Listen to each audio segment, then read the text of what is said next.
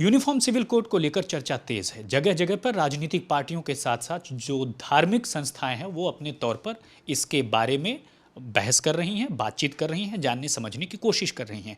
लेकिन कैसे जो खास धर्म है उसकी प्रथाएं परंपराएं मौजूद रहें और साथ ही साथ यूनिफॉर्म सिविल कोड लागू हो जाए। तो मैं बात कर रहा हूं, हरमीत सिंह कालका जी हैं, दिल्ली से गुरुद्वारा प्रबंधक कमेटी के अध्यक्ष हैं। साफ तौर पर उनकी राय जानते हैं यूनिफॉर्म सिविल कोड पर। कहा जा रहा है कि सिख समुदाय, शरद पवार का मुझे बयान याद आता है कि उन्होंने कहा कि जो है सिख समुदाय नहीं मानता है। तो मुझे लगता है कि आपकी राय क्या है, वही राय मानी जाएगी सिख समुदाय की। देखो, सिख समुदाय इस बारे में अपनी राय जो देगा, मैं समझता हूँ कि बहुत एक सेंसिटिव इशू है और इस इशू को हमको ऐसे बिना पढ़े लिखे, बिना सोचे समझे इसके ऊपर कोई टिप्पणी नहीं देनी चाहिए। ये एक ऐसा इशू है जिससे ऊपर हमारे क्या इख्तियार हैं, जो हमारे अपने धार्मिक चिन्ह हैं, उनके ऊपर क्या किंतु परंतु होनी है, ये सब चीज़ों का जो विश्लेषण करके हमने दिल्ली से गुरुद्वारा प्रबंधक कमेटी ने अपने एक बुद्धिजीवियों का एक मीटिंग बुलाई है 7 जुलाई को, और उनके साथ डिस्कशंस किए जाएंगी। ऑल ओवर इंडिया से जो बड़ी सिंह सभाएँ हैं उनके प्रेसिडेंट्स को भी बुलाया जा रहा है, ताकि वो अपने विचार भी दे सकें और यूनिवर्सली सबकी राय लेने के बाद एक फ़ैसला लेके हम अपना जो सरकार ने हमसे मांगी है डिटेल्स, हम उसके बारे में बात करेंगे। बट जहाँ तक मैंने इसके ऊपर स्टडी की है, मुझे ये समझ आ रहा है कि अभी इसके ऊपर गवर्नमेंट ने कोई क्लैरिटी अभी तक नहीं दी है, क्योंकि हमारे जो एक्ट के अनुसार अगर हम बात करें तो हमारा मोस्टली जो हमारे कार्य हैं वो हिंदू एक्ट के हिसाब से होते हैं, क्योंकि हमारा जो कल्चर है वो काफ़ी मोर और लेस मिलता है। मगर हिंदू एक्ट के अंदर जो हमारा इसके बाद जो आर्टिकल है, आर्टिकल 26, जिसमें हमारी मेन हमारी जो धार्मिक चिन्हों के बारे में बोला जा रहा है, हमारी परंपराओं के बारे, हमारी मर्यादा के बारे में, उसके ऊपर क्या छेड़छाड़ की जा रही है उसके ऊपर अभी वर्किंग नहीं आई है, जिसके बारे में जो बताया जा रहा है कि 13 तारीख को रिपोर्ट पेश होनी है। जब तक वो रिपोर्ट सामने नहीं आएगी, उसके ऊपर क्या चीज़ें लागू की जा रही हैं, क्या चीज़ों के ऊपर रोक लगाई जा रही है, ये सब चीज़ों की क्लैरिटी के बाद ही इसके बारे में हम पूरी क्लैरिटी में बता पाएंगे कि हमको इसका साथ देना चाहिए या इसका विरोध करना चाहिए। मुझे को पता है कि जिस दिन ये बिल के बारे में बात शुरू हुई है, एसजीपीसी ने उसी दिन कह दिया, श्रोमणी गुरुद्वारा प्रबंधक कमेटी ने, कि हम इसको अपोज करते हैं। भाई, तुम्हारी राजनीतिक फ़ायदों के लिए, नुकसान के लिए हम कम्युनिटी को नुकसान नहीं पहुंचा सकते।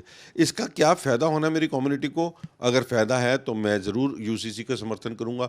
अगर मेरी कम्युनिटी का या मेरी जो मर्यादाएं हैं उनके साथ कुछ छेड़छाड़ हो रही है तो बिल्कुल बिल्कुल इसका अपोज करेंगे। सो ये सारा फैसला 7 तारीख की मीटिंग के बाद और 13 तारीख के आर्टिकल के आने के बाद ही लिया जाएगा। लेकिन हरमीत सिंह कालका जी चाहते हैं कि और क्लैरिटी हो इस मुद्दे पर। देखो, क्लैरिटी तो है, क्लैरिटी तो हर चीज़ में होनी चाहिए। जैसे पहले किसानों का जो बिल आया था उसमें क्लैरिटी नहीं थी, इसीलिए इतना टाइम लग गया, एजिटेशंस हुई, धरने दिए गए और उसके बाद सरकार को रोल बैक करना पड़ा। आज सरकार को क्लैरिटी देनी पड़ेगी कि जो हमारे हिंदू धर्म के अंदर जिस तरीके की पाबंदियां हैं, कि जो हमारी जिनको एससी कहा जाता है, एससी लोग हैं जो वो मंदिरों में जाके पूजा नहीं कर सकते हैं, क्या इस कोड ऑफ कंडक्ट आने के बाद जो यूनिफॉर्म सिविल कोड बनाया जा रहा है, इसके बाद क्या उनको अधिकार मिलेगा? क्योंकि वो भी यूनिफॉर्मिटी होनी चाहिए। जब देश के अंदर कानून एक है तो फिर धर्म जात पात को, हमारा धर्म तो कहता है कि हमारी गुरु नानक देव महाराज जी की जो बाणी है, वो हमारी जो टीचिंग्स है, हमें एक भगवान के बारे में बोला है और सब जो चौवर्णों को साझा। जी, कई बार होता है, जैसे देखा जाता है कि जो सिख समुदाय है उसकी जो शादियां होती हैं वो आनंद मैरिज एक्ट के तहत होती हैं, लेकिन अगर कहीं अलग होने की बात आती है तो वो हिंदू मैरिज एक्ट लगता है। तो आपको लगता है कि कहीं ना कहीं इस चीज़ों से या यूसीसी से और क्लैरिटी हो जाएगी और ये चीज़ें और आसान हो जाएंगी? देखो, जो हमारे आपने बिल्कुल सही सवाल पूछा। जो आनंद मैरिज एक्ट है, आनंद मैरिज एक्ट हमारा बना और उसमें हमारी जो हम 4 लाइन लेती हैं और उसके बारे में हमारा सारा कुछ हुआ, मगर हमारे धर्म के अंदर सेपरेशन की बात ही नहीं है, तो इसलिए उस चीज़ को साइलेंट रख दिया गया। और जिस वक्त डाइवोर्स की बात उठती है किसी परिवार के अंदर, तो उसको हिंदू मैरिज एक्ट के अधीन क्या लेना, क्योंकि वो बेसिकली आईपीसी के अंडर होना है, इंडियन पैनल कोड के तहत कोर्ट के अंदर ये फैसला होना है या म्यूचुअली अंडरस्टैंडिंग के साथ होना है। सो इसमें कोई लॉ की ज़रूरत नहीं है, एक्ट की ज़रूरत नहीं है।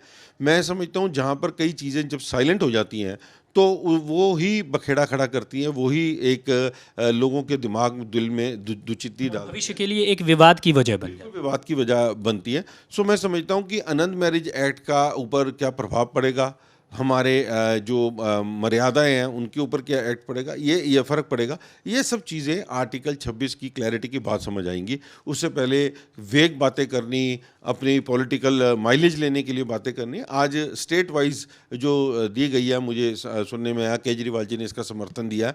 उनके पीछे उनका क्या हिडन एजेंडा हो सकता है हमें नहीं पता, मगर उन्होंने किसी से सलाह किए बिना ही एकदम अपना डिसीजन दे दिया। एक तरफ आप देखो कि एसजीपीसी उसको अपोज कर रही है, आम आदमी पार्टी उसका समर्थन कर रही है, मगर क्लैरिटी किसी के पास नहीं है। सो ये पॉलिटिकल बेनिफिट्स लेने के लिए तो आप बात कर सकते हो, मगर दिल्ली गुरुद्वारा प्रबंधक कमेटी कोई सरकार नहीं है, कोई पॉलिटिकल पार्टी नहीं है, धार्मिक बंदों की कमेटी है और धार्मिक लोगों के लिए अपने धर्म को चलाने के लिए कमेटी है। सो हमारी जिम्मेवारी पूरी बनती है कि इसकी तहकीकात करने के बाद इसके ऊपर पूरी चर्चा की जाए, पूरा विचार दिया जाए। तो साफ है कि अभी धैर्य के साथ इंतज़ार और उसके बाद साफ गोई हो और क्लैरिटी हो, तब जाकर कोई फैसला लिया जाएगा। नासिर के साथ राम किंकर सिंह, आज तक के लिए।